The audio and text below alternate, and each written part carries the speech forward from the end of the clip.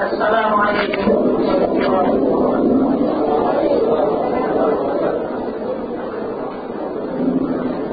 نحمده ونصلي على رسوله الكريم.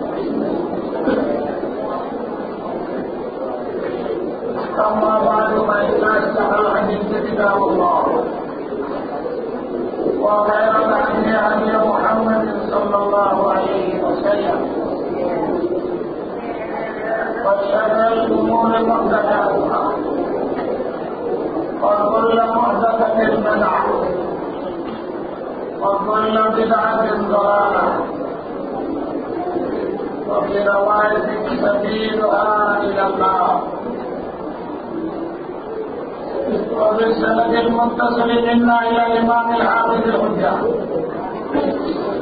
أمير المؤمنين بالحديث أبي عبد الله محمد بن إسماعيل بن إبراهيم بن المغيرة بن بردزبة اليماني الجوفي البخاري رحمه الله تعالى إياه وإيانا ومتعنا الله بعلومه وخلوده إلى يوم القيامة آمين.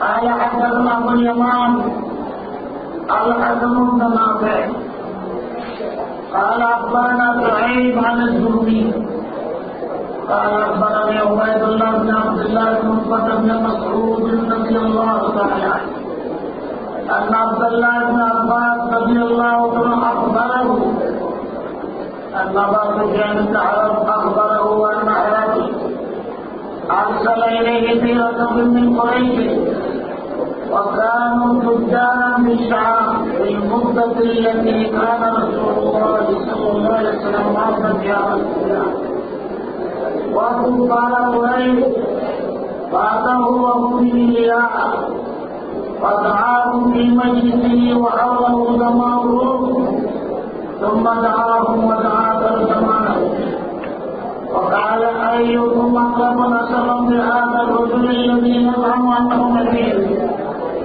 قال أبو سفيان فقلت أنا أقربهم نسبا فقال أدنوه مني وقربوا أصحابه وجعلوهم عند أهله ثم قال لترجمان كلهم ليس علي هذا الرجل فإن كذبني فكذبوه فوالله لولا الحياء من أن يقدروا علي كذبا لكذبت. ثم كان أول ما سألني عمن قال كيف نسبه فيه؟ قلت وفينا بنسبه. قال فهل قال هذا القول منكم أحد قد قبله؟ قلت لا. قال فهل كان من آبائه من ملك؟ قلت لا. قال فأسراف الناس اتبعوه أم ضعفاؤه؟ قلت بل ضعفاؤه. قال يزيدون أم ينقصون؟ قلت بل يزيدون. قال فهل يرتد أحد منهم مرتدا لدينه بعد أن يدخل في فتياه؟ قال فهل كنتم تتهمونه بالكذب قبل أن يقول ما قال؟ قلت لا. قال فهل يكذب؟ قلت لا. ونحن منهم في مدة لا ندري ما هو فاعل منها. قال ولم تمكن لي كلمة تدخل بها غير شيئا غير هذه الكلمة؟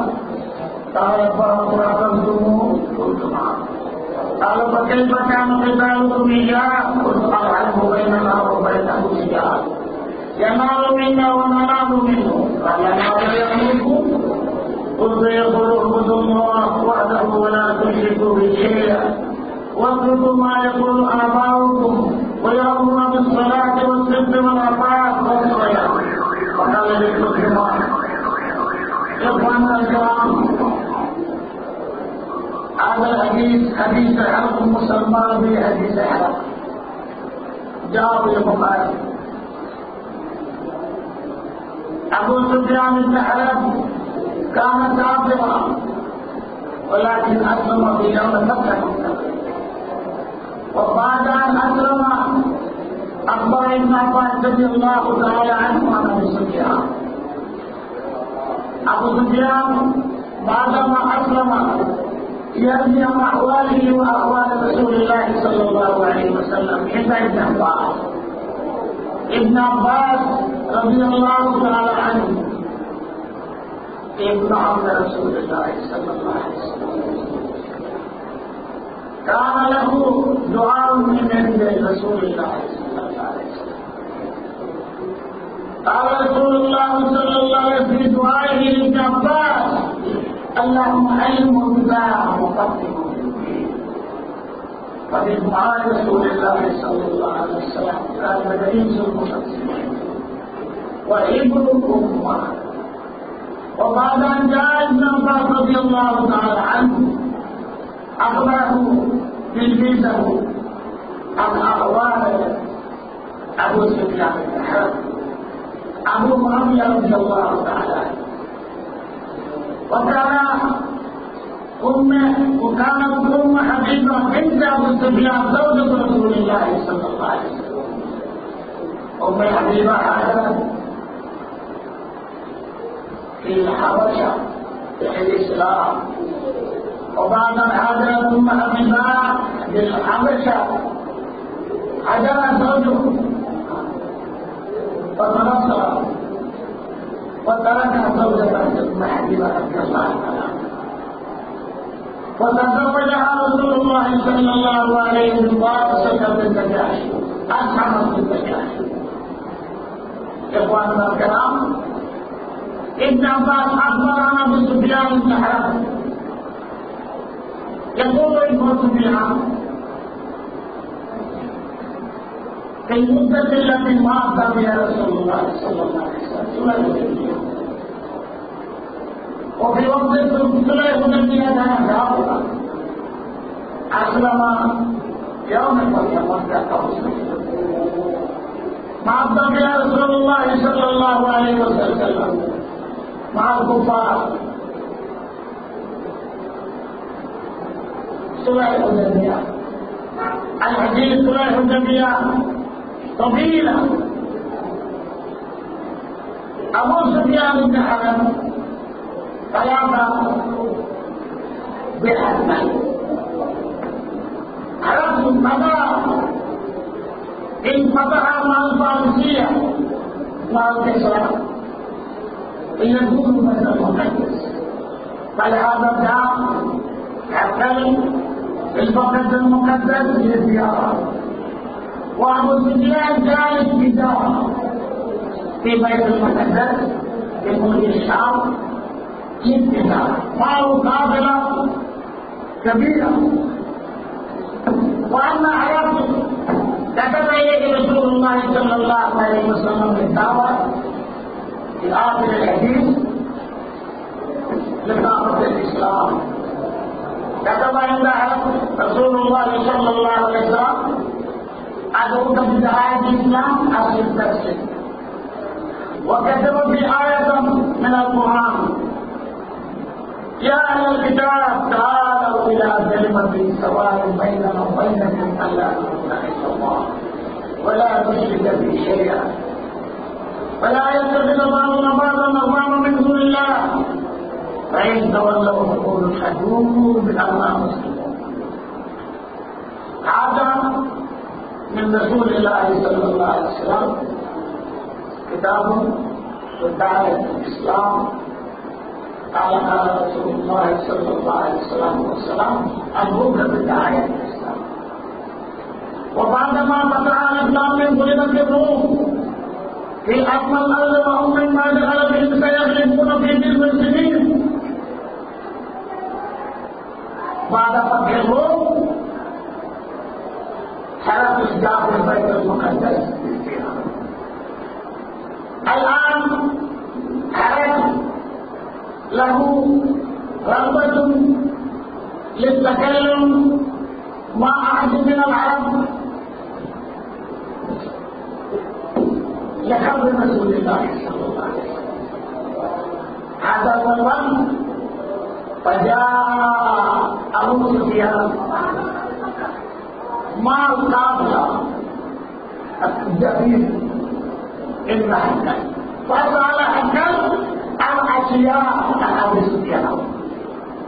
وقال لأبي سفيان قل صحيحا، وقال لأصحابه فإن كذبني فكذبوا، فإن كذبني أبو سفيان فكذبوا، فيتبع الأشياء عن نسبه وعن أخلاقه وعما يأمر النبي صلى الله عليه وسلم. هذا هو الحديث. إخواننا الكرام، أنا مسافر من البنجابية، يسام من البنجابية، فكيف أتكلم بالعربية وأنتم لا تسمعون ولا تفهمون البنجابية؟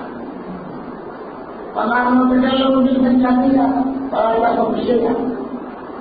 وهذا الحديث حديث العربي، نزل القرآن تنزيل من رب العالمين بلسان عربي، بلسان عربي، القرآن بلسان عربي، وأنتم أهل العرب، وأنتم أو أنا من العجم، فكيف يمكنني أن أبين ما في سبيل إخواننا الكرام؟